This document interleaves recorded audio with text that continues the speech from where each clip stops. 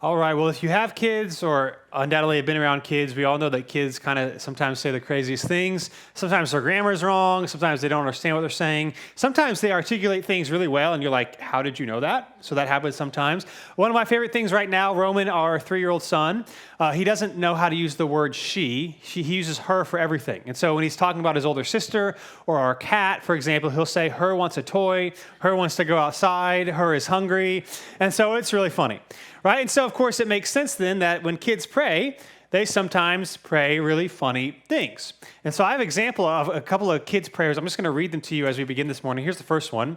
It says, "Dear God, I want to be just like my daddy when I get big, but not with so much hair all over."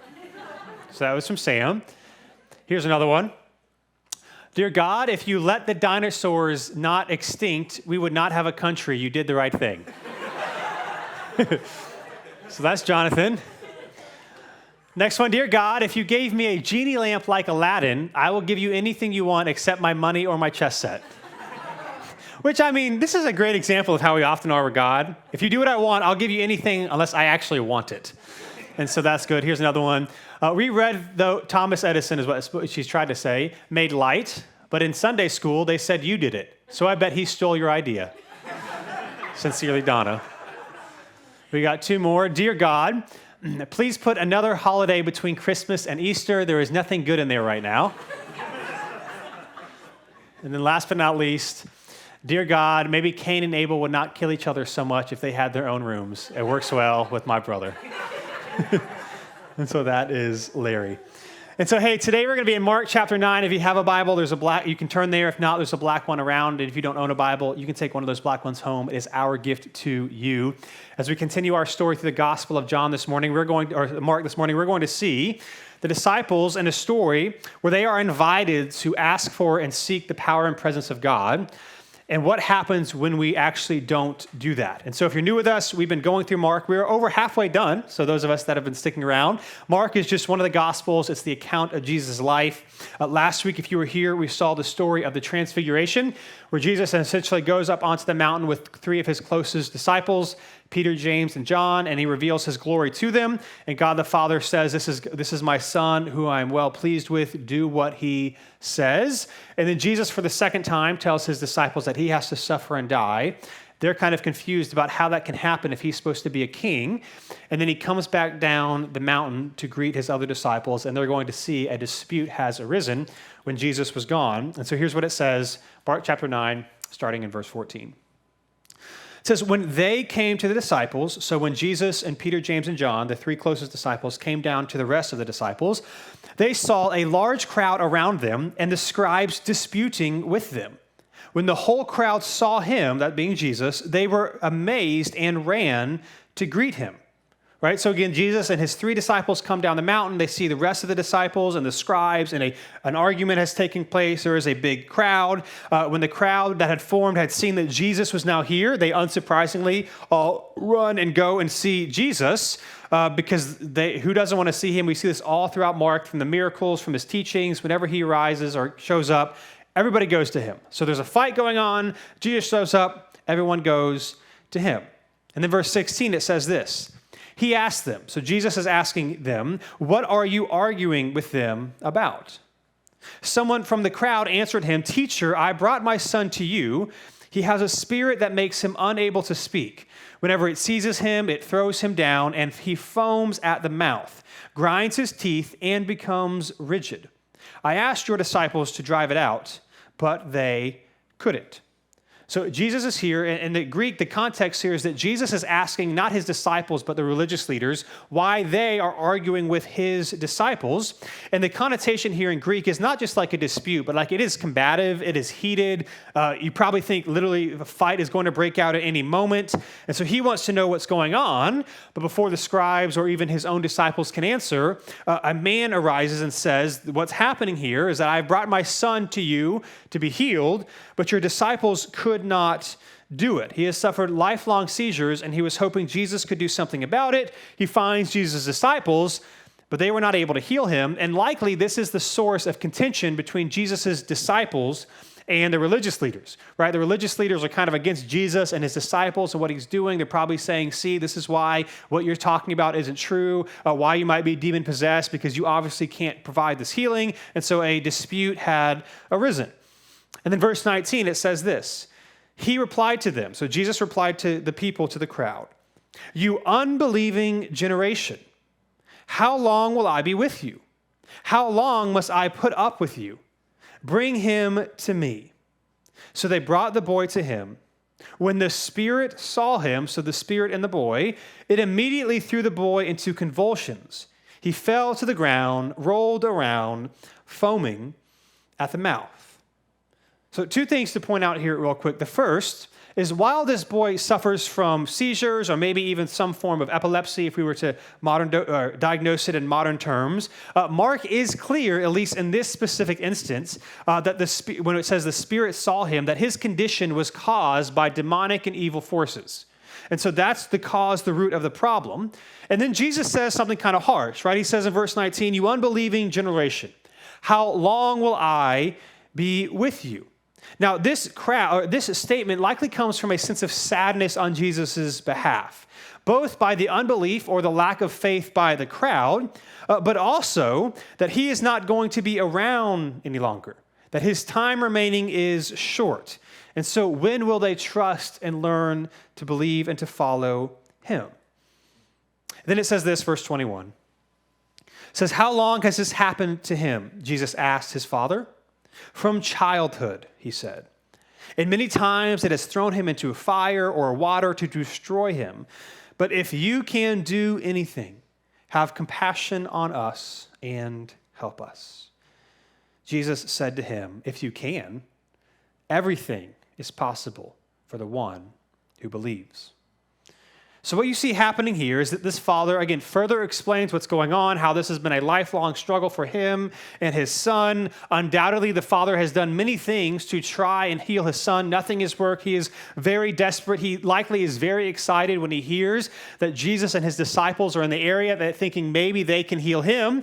And so he finds his disciples, and yet he isn't healed. And so you can understand the trepidation and the discouragement of this father, right? Your disciples couldn't do it, so I don't know if you can do it either, right? Can anybody help me, right? So he's asking Jesus, can you do it? Will you have compassion? Is it possible for you to do what clearly no one else has been able to do for me? And then Jesus responds by questioning or by telling him or by noting that his ability is not the problem. Right? Jesus' ability to do what anybody asks him to do is never the problem. The problem is, of course, whether or not this father trusts that Jesus can actually do what this father wants him to do. In other words, Jesus is telling him, I can do it if you believe. And I think it's really for us to consider, if you think about the things that you are dealing with in your life, the struggles, the disappointments, the discouragements, what you are going through, I think it's worth us stepping back and asking us this question if you consider the hardships you're currently dealing with, and that's this. Do you believe that Jesus can? Do you actually believe that Jesus can do anything for you, for the situation, for what you are going through? Now, I'm not saying if you absolutely 100% believe he actually will do it, but in my experience, a lot of times, while we might intellectually assent to, yeah, he can do this, we don't actually think he really can or really will. And so I think it's just good for us to read this text and to ponder and to think of our own lives, right? Do you believe Jesus actually can? Now, I think it's also worth pointing out, this is a specific instance with a specific man. This does not mean that your belief or lack of belief is withholding what God wants to do in your life.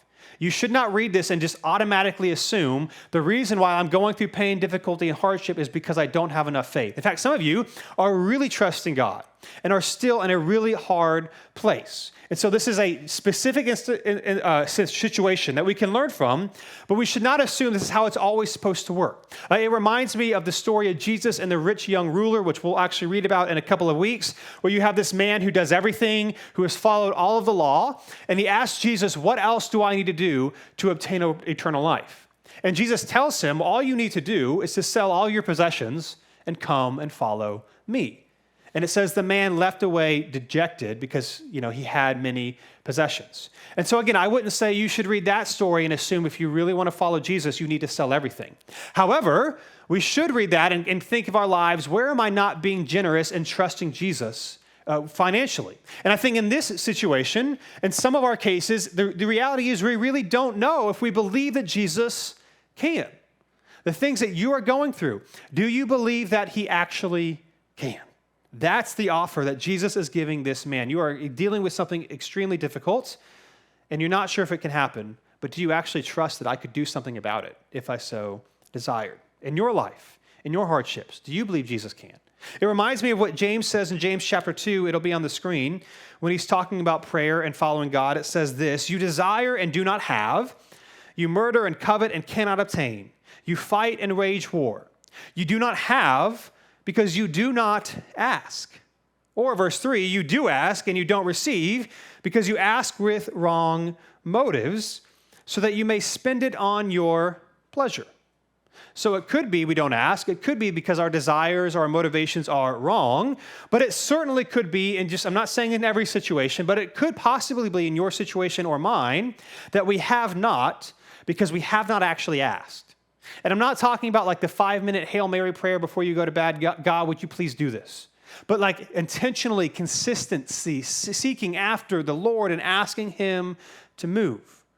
Now, again, what's hard when we're talking about generalities is all of our situations are specific. And so, again, some of you have asked and some of you are discouraged. And if that's you this morning, keep listening. I hope to encourage you.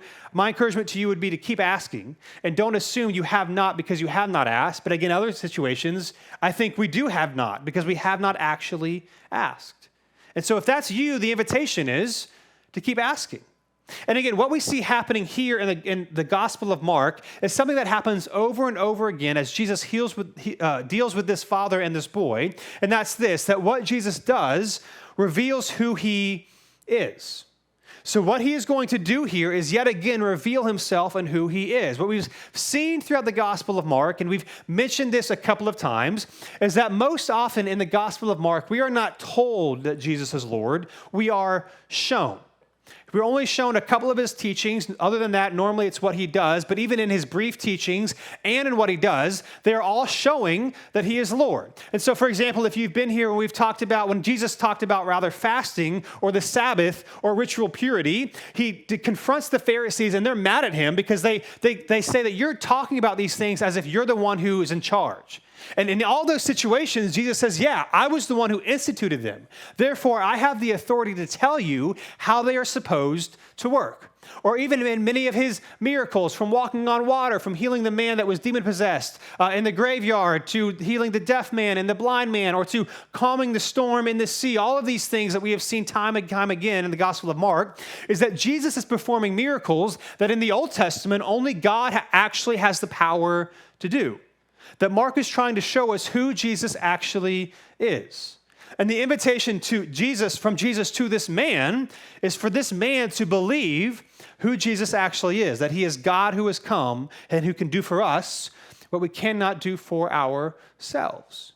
And so that's the invitation. It's not if I can, it's if you trust me, or do you trust me? And so here's what happens next. Mark chapter 9, verse 24 says this.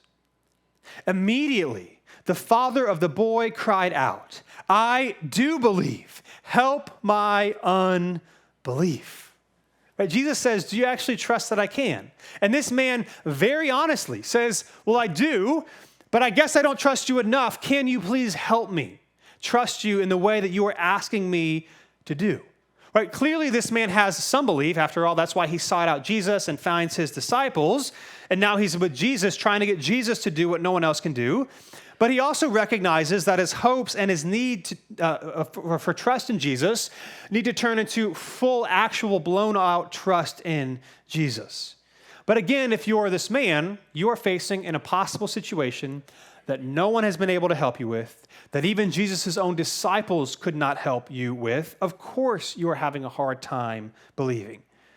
But he wants to, right?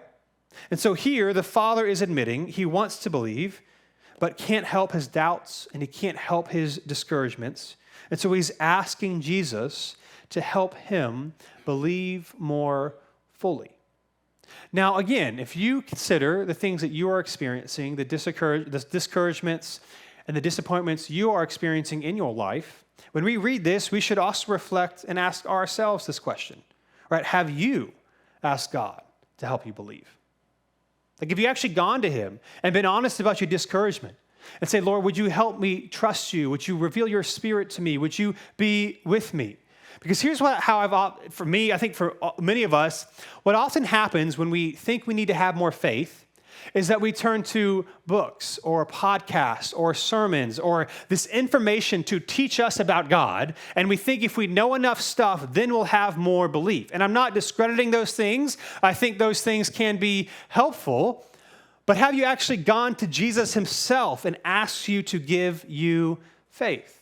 Right? There is nothing wrong with pursuing those other things, but how often do we just go straight to the source and say, Lord, I need you to do for me in my heart what I cannot do for myself?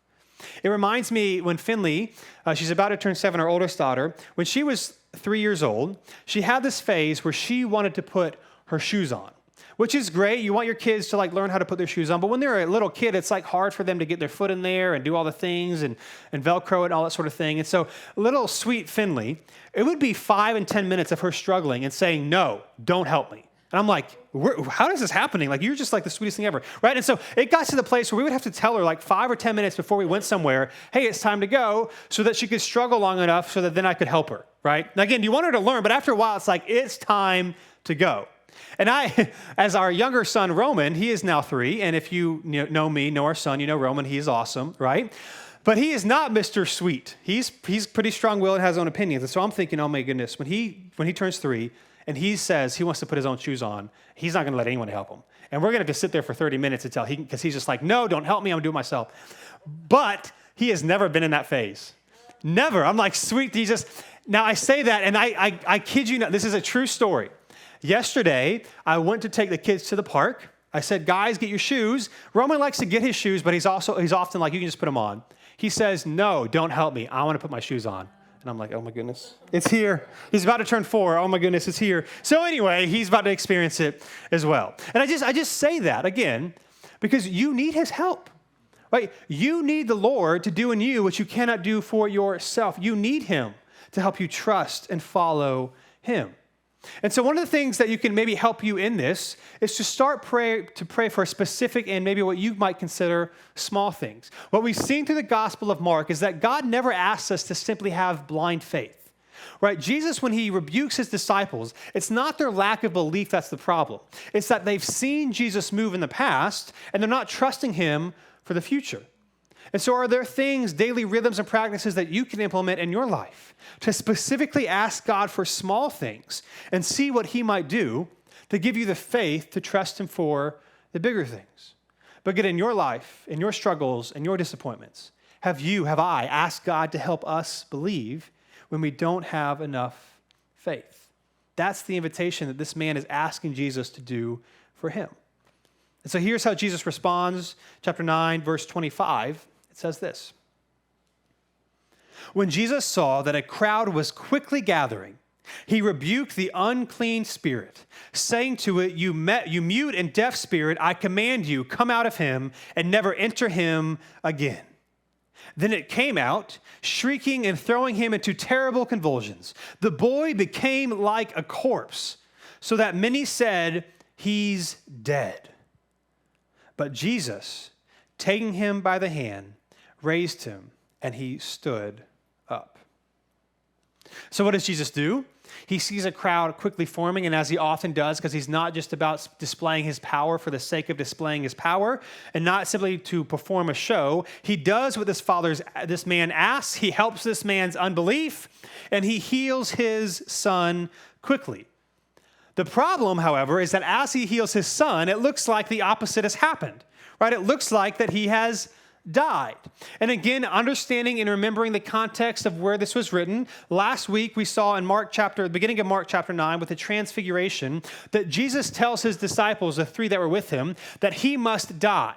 And they're confused as to how he's supposed to die if he's supposed to be king. Of course, we know that Mark is giving a hint of what is to come, that Jesus' actual death, the boy doesn't actually die here, but it looks like he's dead. But Jesus' actual death seems bad in the moment. Right? This boy lying on the ground, it seems bad in the moment, but his healing and his victory and his power comes by conquering death and showing us that he has the ability that not even death can hold him down. And just like this little boy who looks dead, Jesus is going to bring him and heal him to show the people who he actually is. And then verse 28, it says this. After he had gone into the house, so Jesus leaves, his disciples asked him privately, "Why couldn't we drive it out?" And he told them, "This kind can come out by nothing but prayer." And so as often happens, after everything goes down, sometime later, we're not told exactly, how long this took place or what happened after it. He takes his disciples into a house and he privately explains to them what he taught or what he did. And in this case, they are wanting to know, God, Jesus, why couldn't we do this? Again, the disciples up until this point have healed other people. This is not their first time doing this, and it's worked. So why isn't it working now? In this case, why did they fail to do what they have not failed to do up until this point? What is the reason? And we see here that Jesus tells them or explains to them that it wasn't the power of the demon. It was their lack of understanding of where their power came from that was the problem. Right? Or put it this way, the problem in this particular story is not the power of the demon. The problem is the disciples' lack of faith. That they didn't understand who actually holds the power and the glory. It was not them. That they needed to seek and pray and ask God to do it, not rely on their own understanding and on their own power. Right, very clearly here, the problem is that they were depending on their power and their teaching and their ability, and they lost sight of who actually holds the power and who actually moves. It's not us, but it's God. The problem here was they didn't ask for the power of God. They thought they could do it through their own ability, their own understanding, and their own experience. And this is so often true of us. That we have a really difficult road, we have something really difficult in front of us, and we think, I've got to listen to the podcast, I've got to talk to the right people, I've got to live a certain way, to do all these things, to get God to do what I want, because ultimately it is up to me. And Jesus is telling his disciples that you have missed it here. It's not up to you. It's up to me. It's up to the Lord, who you need to ask to move on your behalf. Or maybe to put it another way, maybe to put it in our modern context as we think of the things that you and I are experiencing. Right? The problem is not only external. The problem is how we think we can overcome it. So some of us are experiencing really difficult things. And again, what's hard here is I'm giving general principles to specific situations. And so you know your situation and you know what's going on. And some of you are in really impossible situations, right? There's just not much you can do. But some of us, we're in really hard situations as well. And we're thinking the only way to fix it is through external things. I got to learn more. I got to do the right thing. I've got to talk to the right people. And we're trying to find all these ways that we can overcome our problem instead of asking God and seeking God and asking the Lord to do for us what we cannot do for himself. And in this story that we read this morning, both the father of the boy and the disciples are invited to rely on the power and the provision of God. That's what's happening here. And this is the picture of the gospel, that Jesus came to do for us what we cannot do for ourselves, that we don't rely on our good works and our trying really hard and our trying to gain God's favor somehow by doing good things and not doing bad things, but that we rely on the God who became man to do for us, to live a perfect life, to die a death that we deserve, and to defeat death and through his death, burial, and resurrection 3 days later, to invite anybody who would follow and trust and believe in him, even in our partial belief, even in our doubt-filled belief, even in our sinful belief as we go and continue to live our own lives. There is grace and mercy for anyone who would want it, and not because of us, but because of him. And so again, this morning, as we consider and as we think about the things that you're experiencing, that I'm experiencing, the hardships that you're going through, that maybe your family members or friends are going through, here's the last question I'll pose to you this morning as we consider the difficulties happening personally and around the world, and that's this. Where have I set limits on the power of God? Where have I set limits on God's power because we thought it was about me and what I do and how I behave and what I think? Right? Our problems, hear me, are not all a result of a lack of faith, nor are they 100% fixable by simply having more faith. And so again, in your situation, you know, I think you know where you are. Right? If you're experiencing a really difficult situation and you've been trusting God, it is not that you simply need to have even more faith for him to move. But on the flip side, sometimes we aren't trusting God. And he is inviting us to trust and experience him so that when he does move, we know that it was him and not anything we try to do on our own. And so this morning, here's the encouragement for you and for me, wherever we find ourselves, whatever we're going through. Don't let the reason you have not be because you have not asked. Don't let the reason you're struggling and you're addicted and you're depressed and you're on your own be because you are privately suffering when the Lord is inviting you to experience his grace, whether in community or through his Spirit. And so what I want to do this morning in just a second, we're going to end a little bit differently than what we typically do. But I think it would be just inappropriate to read a text like this and then to not spend some time asking for God to move. Not to do what Jesus has clearly done in this text. And so in a second, here's what we're going to do. I'm going to invite the band on the stage, and they're going to play just instrumental music for a little bit before we go into our closing song. And then in a second, I'm going to invite, we have some people that are going to pray. Some people are going to be standing in the back of the auditorium or up here, and I'll be up here. And we're going to take some time to pray. And my encouragement would be to you that if you have something that you want to be prayed for, that you would come to one of us around the room and you would allow us to pray for you. And do not let your pride or your thinking people are going to see me stop you from experiencing the power of God in your life. Because here's the deal. If you get up and go get prayer, you're just being honest. Because I know many of us in this room are facing some really difficult, hard things. And so during this time, I'll invite you to go in a second to the people that are standing around. You can also, of course, stay in your seat and privately pray and ask the Lord to move. Or if you're sitting next to a friend or someone who knows what's going on in your life, maybe you can ask them to pray over you. And then we're going to go into a closing song. And at any point, if you get up in the middle or the beginning or the end, at any point for the rest of the service, if you want prayer, would you go to one of us? We're going to be here the whole time. And again, do not let be the reason you have not be because you have not asked. Hey, thanks so much for checking out this video. We upload new videos every week to help encourage you in your faith in Jesus. So be sure to subscribe to this channel so that you never miss a thing.